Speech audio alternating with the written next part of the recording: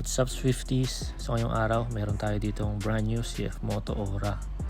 Grabe, napakaganda na itong motor na to. So pinagkatiwala sa atin to ni Bossing kahit kakalabasan ng kasa.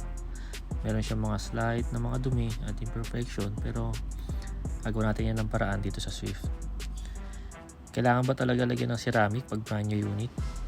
Depende naman, pero kung gusto mong proteksyonan yung investment mo, pwede mo siyang lagyan ng graphene ceramic coating or PPF.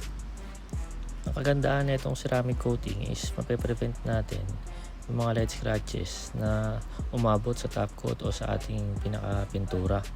So, in layman's term, parang dalawang top coat ganyan. Tapos, ma-maintain natin yung kintab, magkakaroon ng hydrophobic effect yung motor mo, hindi siya madaling kakapitan ng dumi. Kaya lagi makintab, malinis tingnan yung motor natin. Sok na sok to pag mga brand new unit. Pero pwede rin to sa mga gusto nating restore na unit, mabalik yung alindog ng motor natin. So advice ko as a motorcycle owner, mas maganda rin talaga na bago pa lang lagyan mo na ng ceramic. Kasi based on my experience, meron akong 3 years na ceramic coating sa sasakyan natin. Nakakala ko sobrang lalim na nung gasgas. Nung binafing, effective pa rin, nawala yung mga gasgas. So andun umepekto yung ceramic coating at di niya tinamaan yung top coat natin.